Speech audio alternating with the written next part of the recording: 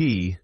The collector found her in his museum and asked her where she had come from, and P. Mantis did not know. One moment she had been with her fellow guardians, and the next? Fascinating, the collector said. There is about to be a vacancy. I hope you last longer. She waited for her moment as the collector fiddled the displays in his new theme park.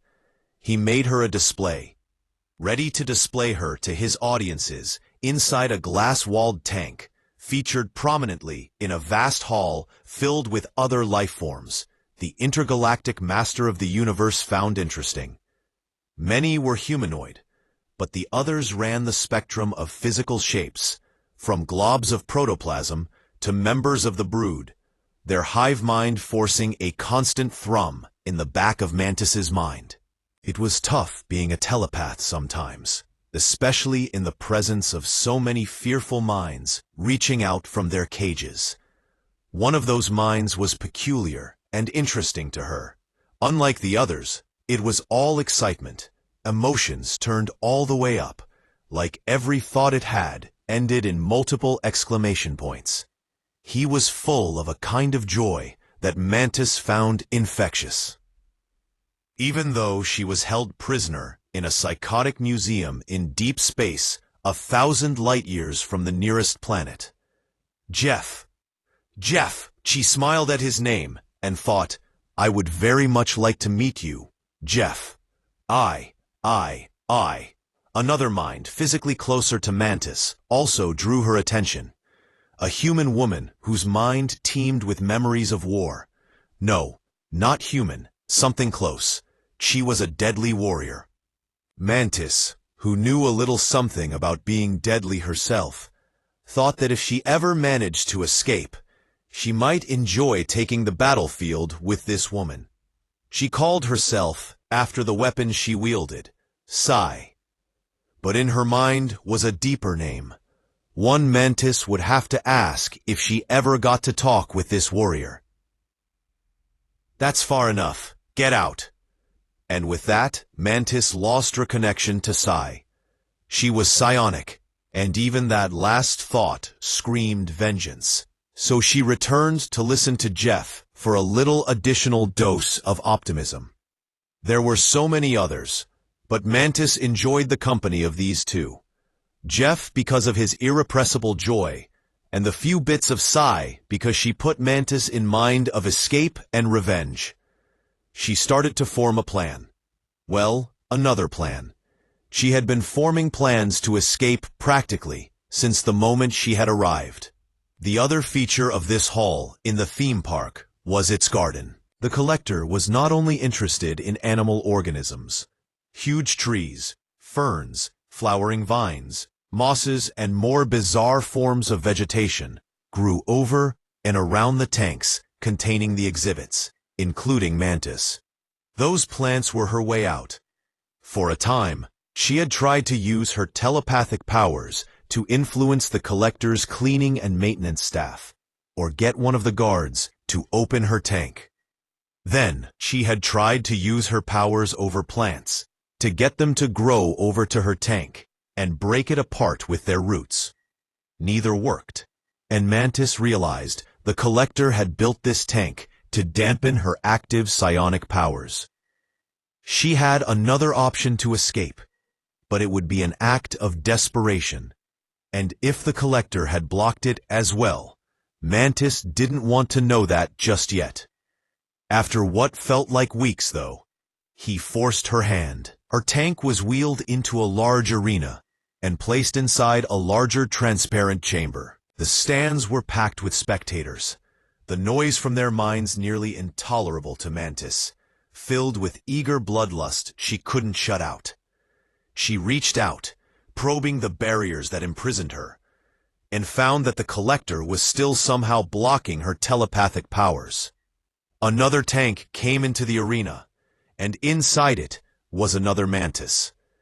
Even before their individual tanks dissolved, and the collector himself called out over the speaker system, Mantis understood what he wanted.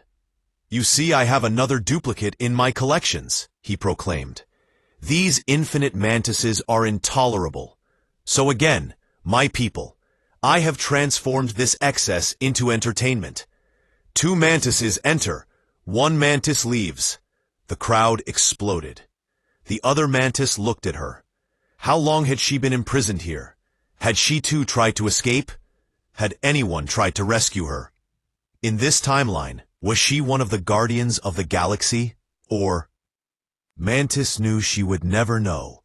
She didn't have time to find out. And she felt the waves of anguish and desperation radiating from the other mantis. There was no barrier between them. Mantis tried to calm her, but the frenzied crowd made that impossible.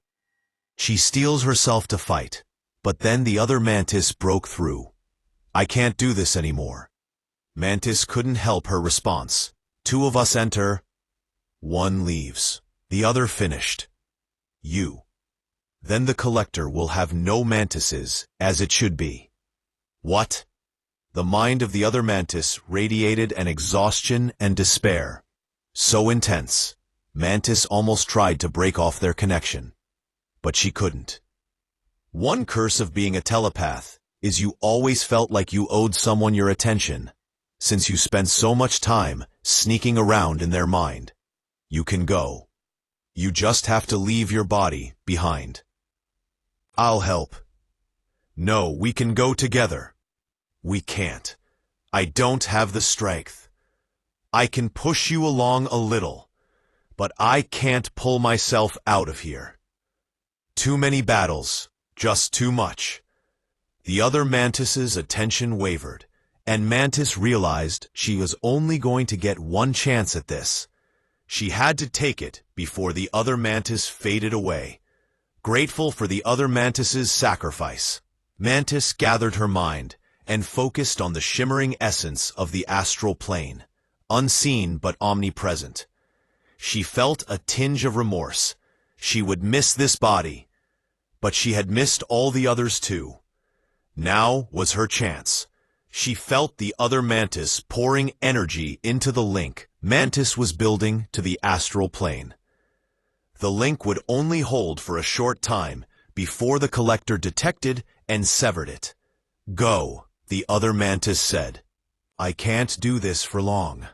You win, Mantis told her other self, and with a sob, she let her body go. One Mantis leaves, she thought, and it was going to be her. Do me a favor, other Mantis said, as her consciousness faded away. Come back here sometime and pay the collector a little visit. In the astral plane, the collector's theme park was a scintillating stew of thoughts and emotions, emanating from hundreds of different life forms. Mantis floated free of her enclosure and dove into a thicket of alien plant life, feeling the sensation of the vegetative consciousness enclosing her. She greeted the plants and made her request. In a rustle of leaves and a twitch of vines, they agreed. From the cells of vine and flower, branch and bark, Mantis built herself a new body and sank into it from the astral plane. It was a draining process, but also a thrill, as she felt her physical self become real again. She thanked the plants, and they rustled their acknowledgement. All right, collector, she thought. Now we'll see what happens when one of your prize exhibits gets loose. When she stepped from the garden, fully formed and Mantis again, alarms were shrieking. She knew which way the hangar was, where huge spacecraft were docked. But she had something else to do first. Angling across the collector's museum, Mantis got close to her old enclosure. It stood empty, and across the gallery, Sai stood in her own cage, looked at Mantis. Didn't call out, didn't ask for help, just looked. Mantis ran to her cage, knowing she didn't have much time. The collector's guards wouldn't be looking around here at first, but they would get around to it sooner or later. Your name is Sai, right? The woman in the cage looked at her. You cut me out of your head, Mantis said. Would you like to get out of here? We might have to fight. Sai smiled a smile as thin and deadly as her blades. At that moment, one of the collector's guards lumbered around the corner and caught sight of Mantis. The guard, a massive humanoid with tusks and a clumped tail, did a double-take, looking from her back to her tank, where her previous body lay in full view. What? The guard never got a chance to finish. Mantis leapt into a spinning kick that snapped his head back. And before he could recover, she had landed, kicked his legs out from under him, and landed an elbow in the middle of his forehead. When he hit the ground, she gave him a little telepathic encouragement to stay down. His agonized grimace turned into a sleepy, peaceful smile. "Nice," Sai said, as Mantis opened her cage. "But not permanent. It just has to last until we're gone," Mantis said, already moving again. "Wait," Sai said, when Mantis turned left toward another collection instead of right toward the hangar. "There's someone else we have to get, Mantis." "Who?" Mantis wasn't sure how to answer. "Someone else I heard in my head," she said. "His name is Jeff. He's different." "We don't have time," Sai said. "I had time for you," Mantis said. "I'm not leaving him here." Sai held her gaze for a long moment, then rolled her eyes and gave up. "Then let's make it fast." Mantis was already moving, homing in on the unmistakable psionic sensation of Jeff's mind. She picked up the pace, dodging a patrol of the collector's guards, and sensed that Jeff was just up ahead, in the MMRRR. He saw her and a huge grin spread over his face. A really huge grin, filled with several rows of serrated teeth. MMRRR. He saw her and a huge grin spread over his face. A really huge grin, filled with several rows of serrated teeth. A really huge grin, filled with several rows of serrated teeth.